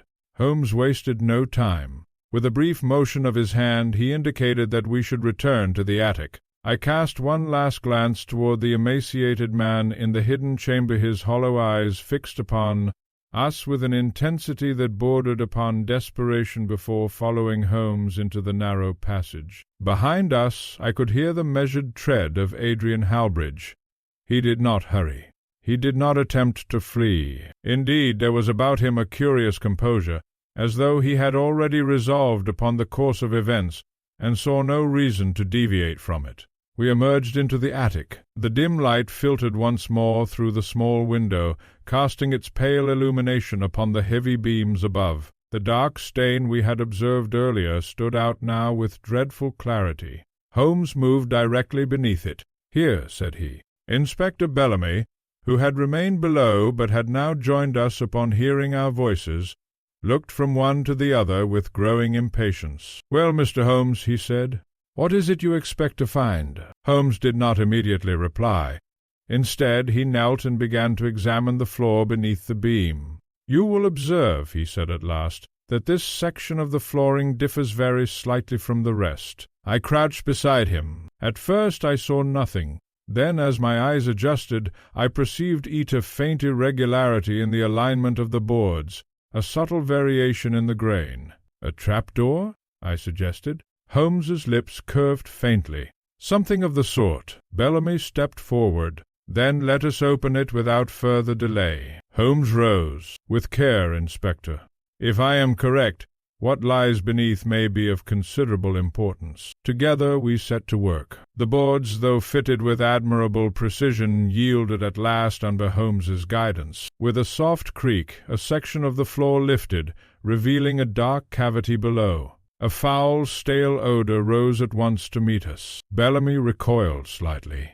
"Good Lord!" Holmes took the candle and lowered it into the opening. For a moment the light revealed nothing but shadow, a shape. I felt my breath catch. It was a human form. Lying upon its back, partially concealed by dust and debris, its features obscured by time and decay. "There can be no doubt," said Holmes quietly. "We have found the source of the stain." Bellamy removed his hat. "A body," he said grimly, "and long concealed. I could not tear my eyes away." "Then Elias Crowther," I began. Holmes shook his head. "No, Watson. Consider the position of the remains and the account we have heard." He glanced toward Adrian Halbridge, who stood a short distance away, observing in silence. "This is not the body of Elias Crowther," Holmes continued. "It is the body of another man, one who met his end here, and whose death was deliberately hidden." Bellamy straightened. "Then we are dealing with murder." Holmes inclined his head. "Beyond question." There was a pause. "And Elias Crowther?" Bellamy asked. Holmes's gaze sharpened. "I believe he was responsible." A murmur of astonishment escaped me. "You think he committed the crime?" Holmes rose slowly, his eyes fixed upon the beam above. "Let us reconstruct the scene. A struggle occurs, there is blood upon the beam. One man falls, perhaps struck, perhaps losing his footing, and is killed. The body is concealed beneath the floor, the stain above left as the only visible trace." "And the hidden chamber?" I asked. "Used to facilitate the concealment," said Holmes. "To move unseen, to avoid detection." Bellamy turned toward Halbridge. "And you, sir?" he demanded. "What have you to say to this?" Halbridge remained perfectly composed. "I say," he replied, "that you have uncovered precisely what I intended you to uncover." Holmes regarded him steadily. "Indeed," said he, "you have gone to considerable lengths to ensure it." Halbridge's gaze flickered briefly toward the open cavity. "My father," he said, "disappeared in this house many years ago." A silence fell. "You believe," Holmes said quietly, "that this is his body?" "I know it," Halbridge replied. There was no emotion in his voice, only a cold certainty. "He came here to confront Elias Crowther," he continued. "There had been dealings between them. Matters of value, matters which my father did not trust to remain unresolved. And he never left," I said. Hallbridge's eyes hardened. No. He did not. Holmes folded his arms. "And so you returned years later to uncover the truth?" "Yes," said Hallbridge, "but the house had changed hands. The secret remained buried both literally and otherwise." "And so you devised your plan," Holmes said. Hallbridge inclined his head. "A necessary plan. To terrify Mr. Crowther," I said, "to force him to abandon the house or to reveal what he knew." Hallbridge's lips curved slightly. "He knew nothing. That much became clear. Yet you persisted," Holmes said. "I required access," Hallbridge replied. "The key to the inner chamber was not in my possession. It had been removed, hidden perhaps by Crowther himself before his death, or by those who came after." Holmes produced the key. "And so you ensured that it was found, and that it was used," Holmes added. Hallbridge's eyes met his, "by the only man capable of understanding its purpose." Holmes allowed himself the faintest smile. "You flatter me, Mr. Hallbridge."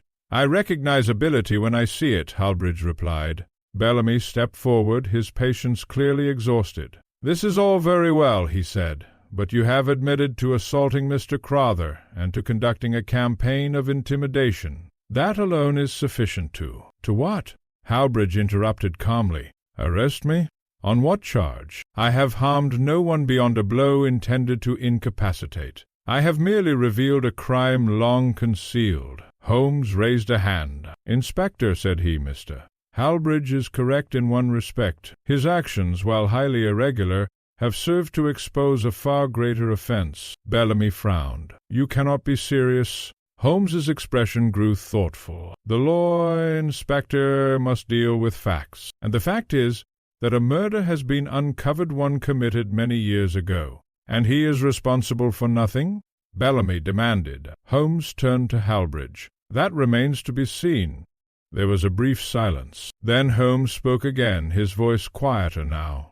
"There is, however, one aspect of this case which remains unresolved." Hallbridge's gaze sharpened slightly. "And what is that?" Holmes looked directly at him. "The man in the chamber." A pause. "You said he had told us only half the truth," Holmes continued. "I should very much like to hear the rest." For the first time since his arrival, Adrian Hallbridge's composure faltered, if only for an instant. "That," he said slowly, "is not a matter of consequence." Holmes's eyes gleamed. "On the contrary," said he, "I believe it is the most important matter of all." And as he spoke those words I realized that, despite all we had uncovered, the hidden passages, the body beneath the floor, the long-concealed crime, the true heart of the mystery had yet to be revealed.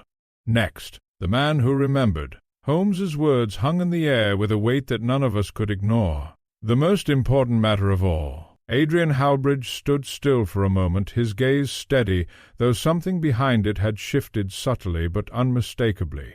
"The man in the chamber," Holmes repeated. "You heard his words as well as I did. He knows something, something beyond the identity of the deceased." Hallbridge exhaled slowly. "You are persistent, Mr. Holmes." "A necessity of my profession," Holmes replied. Bellamy looked between them, visibly uncertain. "If there is more to this, then out with it," he said. "We have already uncovered a body. I fail to see what could remain that would alter the situation." Holmes turned toward the open trapdoor, then back to the hidden passage. "I believe," he said, "that what lies beneath this house is not merely a crime but a sequence of events." "A sequence?" I asked. "Yes. A chain," Holmes continued. "One incident leading to another, each concealed, each influencing the next." He glanced toward Hallbridge. "And at the center of that chain," he added, "stands the man we found below." Hallbridge's expression hardened slightly. "You place considerable importance upon him." "I do," Holmes replied. There was a pause. At last Hallbridge spoke. "If you must hear the remainder, then you shall. But I warn you it will not provide the clarity you seek." Holmes's eyes narrowed slightly. "Let us decide that for ourselves." Hallbridge nodded once. "Very well." He turned toward the passage. "I will take you to him." We returned to the hidden chamber. The air within felt heavier now, as though the revelation of the body above had altered the atmosphere itself. The seated man had not moved. His posture remained the same, upright, rigid, his eyes fixed upon the space we occupied. But now, as we entered, his gaze shifted immediately to Hallbridge. "You opened it," he whispered. Hallbridge nodded. The man's lips trembled faintly. "Then it is time." Holmes stepped forward. "Time for what?" The man's eyes moved slowly from Holmes to Bellamy, then back again. "To finish." I felt a sudden unease. "Finish?" I repeated. The man inhaled a shallow, strained breath. "What was begun years ago." Holmes studied him intently. "You are aware of the body above," he said. "Yes," the man replied. "And of the circumstances of its concealment?" Holmes folded his hands behind his back. "Then you must also be aware," he continued, "that the man responsible is no longer here." The man's gaze flickered. "Not entirely true," he said. A silence followed. Bellamy stepped forward. "Explain yourself." The man's voice, though weak, carried a quiet insistence. "Two men came here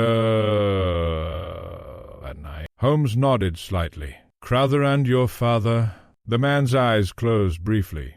Holmes's expression remained composed. "Continue." The man opened his eyes again. "There was an argument, words, accusations, long-standing grievances." Hallbridge's jaw tightened. "My father did not tolerate deceit," he said. The man nodded faintly. "No." "And then?" Holmes prompted. The man hesitated. Then, slowly, Crowther struck first. Bellamy leaned forward. "A fight?" "Yes," the man whispered. "A struggle. The beam above, it became involved." He raised a trembling hand, indicating the dark mark we had examined earlier. "Blood, Holmes's eyes sharpened. "And the fall?" The man shook his head slightly. "No fall." A faint murmur escaped me. "No fall?" I said. "But the body." Holmes raised a hand, silencing me. "Go on," he said quietly. The man's breathing grew more uneven. "My father was not killed by accident." A silence settled over the chamber. Holmes's voice was calm but firm. "Then how?" The man's eyes fixed on Hallbridge, Crowther, and another. Hallbridge did not move. Holmes's gaze shifted between them. "Another," he repeated. The man nodded weakly. "Yes, someone else present, but unseen." Bellamy frowned. "Unseen? How could that be?" The man's voice dropped to little more than a whisper. "Because they were already here." I felt a chill spread through me. Holmes's eyes narrowed. "Already here," he repeated slowly. "Yes," the man said. "Waiting." Hallbridge's expression remained controlled, but his silence had taken on a new quality, tense, restrained. Holmes turned slightly. "Waiting for what?" The man's gaze did not waver. For the moment, when both men were occupied, a pause. "And then?" Holmes asked. The man's lips parted. "They acted." Bellamy's voice was sharp. "Who acted?" The man exhaled faintly. "The one who had the key." The words landed heavily. Holmes's expression changed just slightly. "The key," he said. Hallbridge's eyes flickered. "That is enough," he said quietly. But Holmes held up a hand. "No, Mr. Hallbridge," said he. "It is not." He turned back to the seated man. "Explain." The man's voice trembled now not with fear, but with strain, as though the memory itself resisted being spoken. "The key was not merely for access," he said. "It was for control." Holmes nodded slowly. "Control of the chamber, and of what lies within it." The man closed his eyes. A long silence followed. Then Holmes spoke again. "Mr. Hallbridge," said he, his tone measured, "you possess the key." Hallbridge did not respond. Holmes continued. "You guided us to it. You ensured its discovery. You allowed it to be used." Hallbridge's gaze met his. "Because it was necessary." "Necessary for what purpose?" Holmes asked. Hallbridge paused. Then, at last, "To bring this matter to light." Holmes studied him for a moment. "And yet," he said quietly, "you have not told us everything." Hallbridge's expression remained steady. "No," he said. Holmes nodded slightly. "Then perhaps," he said, turning once more to the seated man, "you will—" The man opened his eyes, and for the first time since we had entered that chamber, his gaze shifted not to Hallbridge, nor to Holmes, but to the space between them. "To what remains hidden?" he whispered. Holmes leaned forward slightly. "And what remains hidden?" he asked. The man's voice, though faint, carried a final, unsettling clarity. "The reason none of you have understood why this house was sealed." A silence fell, and in that silence I felt the final pieces of the mystery beginning at last to align. Not around the body above, not around the struggle below, but around something far more deliberate, something that had been hidden not merely to conceal a crime, but to protect a truth. Next, the purpose of the house. The man's final words lingered in the chamber, quiet yet profound, as though the very walls had absorbed them. Why this house was sealed. Holmes did not speak at once. Instead, he turned slowly, his gaze moving across the chamber, the narrow bed, the table, the hidden passage, and finally the seated man himself. "You suggest," Holmes said at last, "that the concealment of this room served a purpose beyond hiding a crime." The man nodded faintly. Bellamy crossed his arms, visibly skeptical. "Then let us hear it plainly," he said. "What possible reason could justify all of this?" Holmes raised a hand slightly. "Patience, Inspector. The truth, when revealed, is rarely delivered all at once." He turned back to the man. "You have told us that 2 men entered this house that night," Holmes continued. "Your father and Elias Crowther. You have also indicated the presence of a 3rd individual." The man's eyes remained fixed ahead.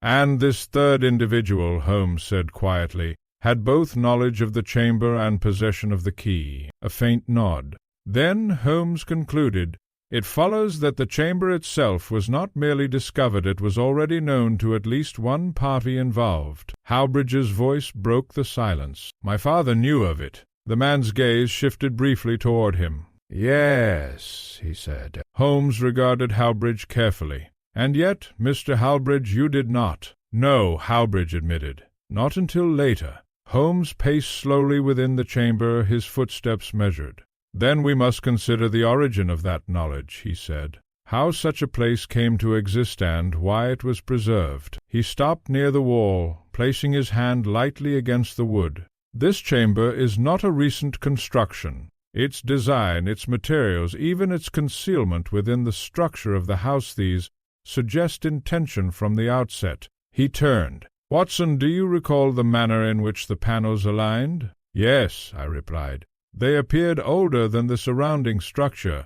"Precisely," said Holmes, "which suggests that the chamber predates the current ownership of the house." Bellamy nodded slowly. "So the secret was inherited. Or," Holmes added, "discovered and maintained." The seated man stirred slightly. "It was never meant to be found," he said. Holmes's eyes sharpened. "Then why build it?" A pause. The man's voice, though weak, carried a certain resolve. "Not to hide wrongdoing," he said, "but to protect something." Howbridge's expression tightened. "Protect what?" he asked. The man's gaze lifted once more. "Information?" A silence followed. Holmes inclined his head slightly. "Go on."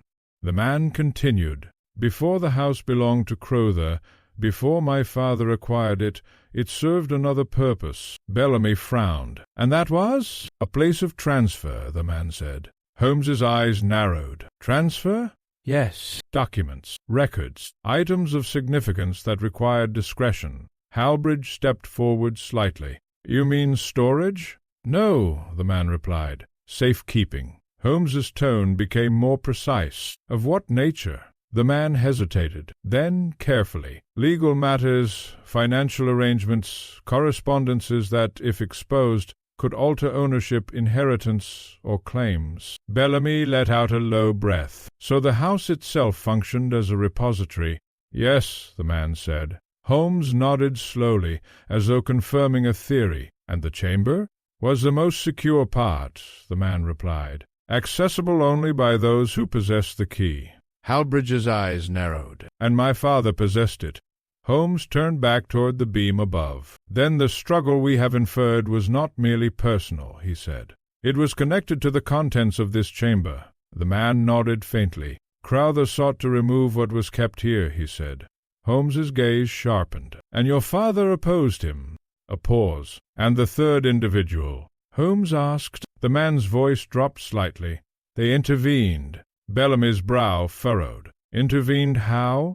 The man looked toward the floor above, as though recalling the scene. "They arrived with knowledge of what was being done, and with intent to prevent its removal." Halbridge spoke again, his tone controlled but firm. "Who were they?" The man did not answer immediately.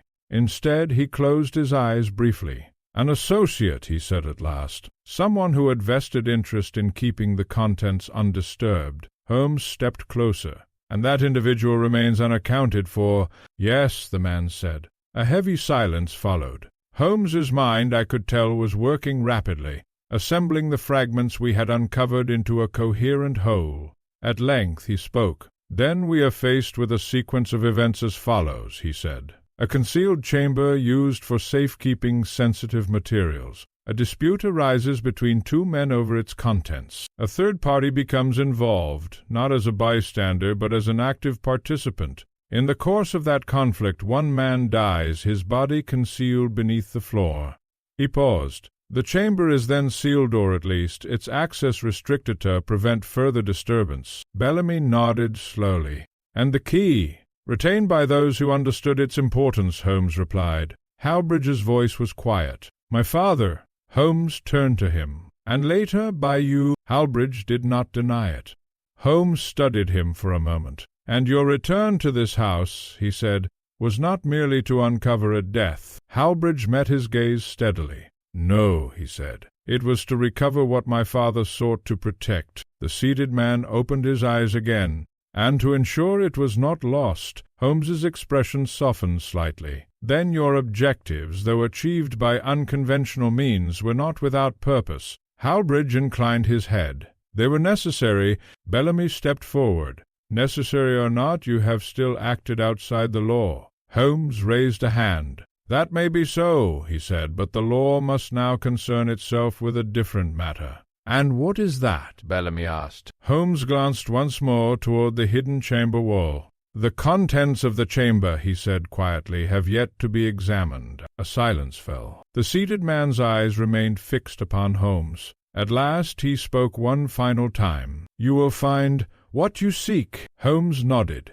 "I believe we shall—" And with that he turned toward the passage. "Watson," he said. "Inspector, the time has come to see this matter through to its conclusion. As we prepared to move deeper into the structure of the house beyond the chamber, beyond the body, beyond the history that had brought us here, I felt a growing sense that we were approaching the final threshold of the case. Not the discovery of what had happened, but the understanding of why it had been allowed to happen at all. Next, the contents revealed. We left the chamber in a silence that seemed to deepen with every step we took back through the narrow passage. The house, which had thus far yielded its secrets reluctantly and in fragments, now appeared to hold its breath waiting, as though aware that its final truth was on the verge of being exposed. Holmes led the way. His pace was measured, his attention fixed not on what lay behind, but on what lay ahead. The trap-door above remained open, the beam still marked with that dark stain which had, until now, served as a silent witness to events long past. "Back here," Holmes said, ascending once more into the attic. Bellamy followed closely, his earlier skepticism replaced by a sober attentiveness. I brought up the rear, still processing the extraordinary account we had just heard. Halbridge remained with us. When we reached the attic, Holmes went directly to the section of floor beneath the beam. "We must proceed carefully," he said. "If the chamber below was used for storage, then access may extend beyond what we have already uncovered." Bellamy knelt beside him. "You believe there is more than one concealed space?" "I do not merely believe it," Holmes replied. "I expect it." With renewed effort we widened the opening in the floor. The section already lifted revealed not only the cavity beneath, but also a continuation and irregular edge, suggesting that the original construction had included a deliberate extension beyond what we had first exposed.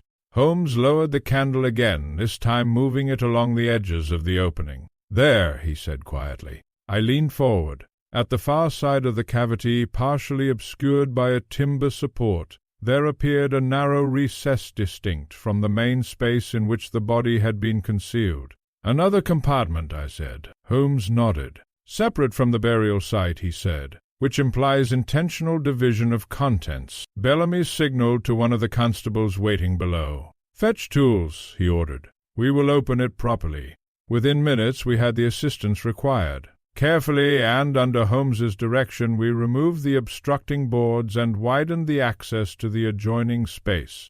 What lay within was not immediately visible. The interior had been sealed more completely than the first cavity, lined in such a way as to preserve whatever had been placed there from the effects of time and exposure. Holmes adjusted the candle and leaned in. Then he paused. "Remarkable," he said softly. "What is it?" I asked. He did not answer at once. Instead, he reached inside and carefully withdrew a small dust-covered object, a metal case, rectangular, sealed. Bellamy leaned closer. "A safe of sorts?" he suggested. "Not quite," Holmes replied. He examined the exterior. "No lock," he observed. "At least, none visible." Halbridge stepped forward. "That is intentional," he said. Holmes glanced at him.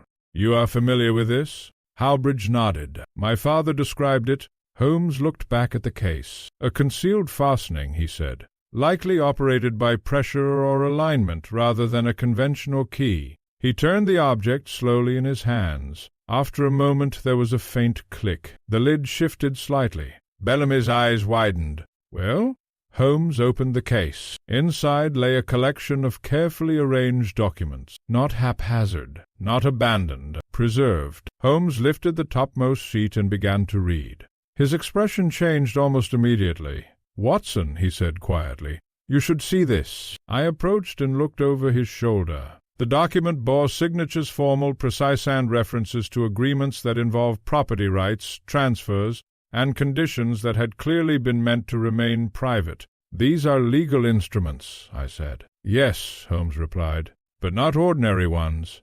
Bellamy, impatient, stepped closer. "What do they concern?" Holmes turned one of the pages. "Ownership," he said, "not merely of the house but of assets tied to it, assets that appear to have been deliberately concealed through layers of arrangement." Halbridge's voice was low. "My father suspected as much." Holmes nodded slightly. "And here," he added, selecting another document, "we see evidence that supports that suspicion." He pointed to a clause within the text. "This indicates a secondary claim, one that would override standard inheritance under specific conditions." Bellamy frowned. "You mean someone could assert ownership based on these documents?" "Precisely," Holmes said. A silence followed. Then Halbridge spoke. "That is what my father came here to secure." Holmes looked at him, and what he was prepared to defend. Halbridge's expression remained steady. Holmes closed the case carefully. "Then the events we have reconstructed take on a clearer shape," he said. "Crowther sought to remove or suppress these documents. Your father opposed him. The conflict escalated. A third party intervened, likely to prevent the alteration or disappearance of these records." Bellamy exhaled slowly. "And in the process a man died." Holmes nodded. I looked once more at the documents. "And these," I said, "are the reason the chamber existed." Holmes's eyes met mine. "Not merely the chamber," he replied. "The entire concealment." He paused. "Mr. Halbridge," he continued, turning to him, "you returned here not only to uncover a death, but to recover these." Halbridge did not deny it. Holmes studied him for a moment. "And now that you have them?" Halbridge's answer was immediate. "They must be preserved." Bellamy stepped forward. "Preserved or claimed?" Halbridge met his gaze. "Secured," he said. Holmes's expression softened slightly. "Then your purpose, though executed through indirect means, was not without justification." Bellamy looked unconvinced. "And what becomes of this evidence now?" Holmes closed the case fully and placed it upon the table. "That," he said, "is where the law must now take its course." He turned to Bellamy. "The documents must be examined formally, the remains identified through proper channels, and the events of that night reconstructed with due legal scrutiny." Bellamy nodded. "That much I can agree with." Holmes stepped back, his attention now shifting from the objects before us to the broader implications of the case. "Watson," he said quietly, "we have resolved the mystery of the house." "Yes," I replied, "but at considerable cost." Holmes inclined his head. Truth is seldom without consequence. There was a final stillness in the attic as the weight of the revelations settled upon us all. The hidden chamber had been opened, the body discovered, the documents revealed, and the purpose of the house long obscured by time and secrecy had, at last, been brought into the light. Yet as I looked upon Holmes, I sensed that for him the case was not merely concluded. It had been understood, and in that understanding lay the quiet satisfaction that always marked the end of his most intricate investigations. Next, the aftermath. The formalities that followed were, as Holmes had anticipated, neither swift nor simple. By afternoon the attic had become a scene of controlled activity. Bellamy had summoned additional officers, and under Holmes's supervision the area was secured with care to preserve every detail of the structure. The concealed chamber, the trapdoor, and the adjoining recess were all examined, measured, and documented. The remains beneath the floor were treated with the respect due to a long-undisturbed resting place. Arrangements were made for proper identification, though both Holmes and Howbridge appeared in little doubt as to whose bones lay beneath the boards. Howbridge himself remained composed throughout the proceedings. If he felt any personal satisfaction at the recovery of the documents, he did not display it outwardly. Instead, he observed quietly, answering questions when required, but offering no unnecessary commentary. The man from the hidden chamber was brought up at last. He required assistance to move, his physical condition weakened by prolonged confinement. Yet once in the open air of the attic, he seemed to breathe with a slightly greater ease, as though the weight of secrecy had itself been a burden upon him. Holmes watched him carefully. "Your name," he said gently. The man hesitated. Then, after a moment, "Arthur Linley." Bellamy made a note. "And your connection to this matter?" Linley's gaze drifted toward the documents on the table. "I was, Custodian of what?" Bellamy asked. Linley shook his head faintly. "Of what was entrusted to me." Holmes stepped forward. "By whom?" Linley's eyes met his. "By those who understood the value of keeping certain things hidden." Howbridge's voice was quiet. "My father included." Linley nodded. Holmes studied him. "And you have remained here ever since?" A pause. "For how long?" I asked. Linley's expression tightened slightly. "Long enough for the world outside to change without me." There was something in his tone, not bitterness, but distance. Holmes regarded him thoughtfully. "And the decision to remain hidden," he said, "was not forced." Linley shook his head. "No." Bellamy frowned. "Then you chose this confinement?" Linley glanced briefly at the open passage. "At first," he said, "it was a duty. Later, it became habit. Then necessity." Holmes nodded slowly. "And when circumstances changed?" Linley's gaze shifted. "When the key was used," he said quietly, "I knew that the time had come." Holmes exchanged a brief glance with Howbridge. "So your emergence," Holmes said, "was not accidental?" "No," Linley replied. "It was expected." Bellamy looked between them. "This is becoming increasingly unusual," he muttered. Holmes allowed himself a faint smile. "Not unusual, Inspector, simply uncommon." By late afternoon the house had begun to settle into a state of order that had not existed since our arrival. The concealed spaces were no longer hidden. The documents had been catalogued. The body had been formally acknowledged as evidence of a past crime. Yet the atmosphere of the house remained altered. What had once been merely an old residence now carried the unmistakable imprint of its history. Holmes and I stood for a time at the attic window, looking out across the grounds. "You see, Watson," Holmes said quietly, "how a single concealed truth can shape the course of many lives." "Yes," I replied.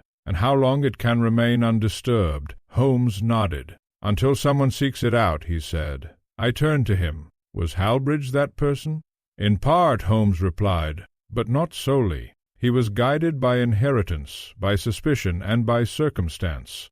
"And the man below?" I asked. "Arthur Linley," Holmes considered. "He was the keeper of continuity, a living link between the past and the present." I reflected upon that, and Elias Crowther. Holmes's expression grew thoughtful. "A man caught between obligations he did not fully understand and decisions he could not ultimately control." There was a pause. "And the third individual you mentioned?" I said. Holmes glanced toward the sealed case of documents. "May yet be identified through those papers," he replied. "Names, correspondences, arrangements, there is still much to examine." I nodded. "So the case is not entirely closed." Holmes smiled faintly. "Cases of this nature rarely conclude in a single moment," he said. They resolve in layers. That evening, as the final reports were being prepared and the officers began to withdraw, Holmes gathered his coat and hat. "Come, Watson," he said. "There is little more we can accomplish here tonight." "And tomorrow?" I asked. Holmes glanced once more at the house. "Tomorrow," he said, "the implications of what we have uncovered will begin to unfold." We descended the stairs together and stepped out into the fading light of the day. Behind us the house stood silent once more. But it was no longer a mystery. It was a story that had been told, and though many of its details would continue to be examined in the days ahead, the central truth had already been revealed.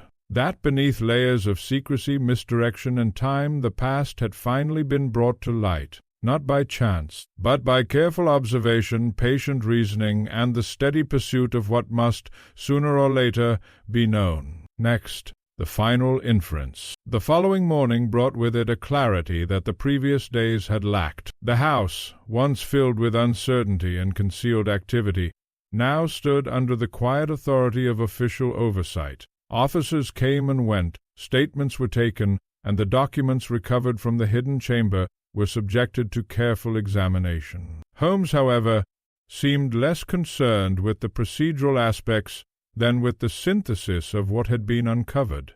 We returned to Baker Street shortly after midday, leaving Inspector Bellamy to continue his inquiries. Once seated in his chair, Holmes allowed himself a moment of stillness and uncommon pause that I had learned to recognize as the prelude to deeper analysis. "Well, Watson," he said at length, "we have before us a complete case, at least in its essential structure.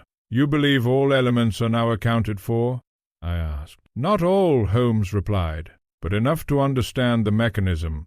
He leaned forward slightly. "Let us review." I settled back, aware that he was about to reconstruct the entire sequence. "First," Holmes began, "we have a property anode, a structure with concealed architectural features. These features were not accidental but intentional, designed to accommodate secrecy." I nodded. "Second," he continued, "we have a collection of documents indicating sensitive arrangements, legal and financial in nature, stored within a concealed chamber." "Yes," I said. "Third," Holmes went on, "we have multiple parties with differing interests in those documents." He held up one finger. "Elias Crowther, who appears to have had possession or control at one point. A second finger. Jonathan Halbridge, who inherited both awareness and, ultimately, authority over the key. A third. And Arthur Linley, the custodian who maintained the chamber and its contents." I followed his reasoning closely. "And the conflict?" I asked. "Arises," Holmes said, "when Crowther attempts to alter, remove, or suppress the contents for reasons not entirely documented but likely connected to advantage or protection of his own position." He paused, at which point Halbridge's father intervenes, and the confrontation occurs, I added. "Precisely," Holmes said. "Which results in violence. Whether Crowther struck first or whether the situation escalated beyond control we cannot state with absolute certainty. But we do know that a fatality occurred and that the body was concealed." I leaned forward. "And Linley's role?" Holmes's expression became more precise. "Linley was present not as a participant in the conflict itself, but as a guardian of the chamber's contents. His function was continuity, ensuring that what was stored remained undisturbed." "Then how did he end up confined within the passage?" I asked. Holmes steepled his fingers. "That," he said, "is the most revealing aspect of the case." He rose and began to pace. "Consider the sequence. Following the incident, those responsible for maintaining secrecy would have faced a decision, whether to expose the chamber or to preserve it. They chose preservation," I said. "Indeed," Holmes replied, "and in doing so, they may have taken steps to isolate Linley, either to protect him, to control access, or to ensure that the chamber remained sealed from external interference. I considered this, so his confinement was not necessarily punitive," I said, "but structural." "Exactly," Holmes said. "A condition of his role rather than a consequence of punishment." He stopped pacing. "And over time," he added, "that condition became indistinguishable from imprisonment." There was a brief silence. "And Halbridge?" I asked. Holmes returned to his chair. "Halbridge represents the next generation," he said. separated by time but connected by inheritance. His return to the house was not coincidental, it was driven by unresolved history. I nodded. And the key? The key, Holmes said, serves as the symbolic and practical instrument of access. It represents authority over the chamber and, by extension, over its contents. He paused, which is why its discovery was essential. I reflected upon that. So the entire chain of events, I said slowly, was set in motion by competing claims over what was hidden within the chamber. Holmes smiled faintly. A concise summary, he said. But one question remains, I added. Holmes raised an eyebrow. Does it? Yes, I said. If the documents were so significant, why were they never removed or destroyed? Holmes's expression became thoughtful. Because, he said, their existence was a form of leverage. Leverage? I repeated. Consider, Holmes continued, that those who knew of them also understood their potential consequences. To destroy them might eliminate risk, but it would also remove any control over outcomes should circumstances change. I began to see his point. So they were preserved as insurance. Precisely, Holmes said. He leaned back slightly. And insurance, as we know, is only valuable when uncertainty persists. There was a quiet satisfaction in his tone, not triumph, but completion. That evening, as the light faded over Baker Street, Holmes sat once more by the fireplace, idly turning over the recovered key between his fingers. "Watson," he said, after a long silence. "Yes, Holmes? There's a lesson here." I smiled. "Another one?" "Always," he replied. "And what is it this time?" Holmes looked into the fire. "That truth," he said, "is rarely hidden in a single place. I consider this. But in layers?" I suggested. Holmes nodded. "In structures," he said. "In relationships. In history itself." He set the key down upon the table. "And those who seek it must be prepared to uncover more than they initially expect." I leaned back in my chair. "And in this case," I said, "you expected exactly what you found." Holmes allowed himself a slight satisfied smile. "Not entirely," he replied. I raised an eyebrow. "Then what did you not expect?" Holmes's eyes flickered with their familiar sharpness, the precision with which it had all been preserved. He glanced toward the window. "Some mysteries," he added, "are not merely discovered, they are maintained." A silence followed, and in that silence the final impression of the case settled upon me. That beneath the surface of an old house lay not just hidden rooms or concealed documents, but the deliberate imprint of minds that had shaped events long before we arrived, and whose influence, though now revealed, had endured far beyond their time.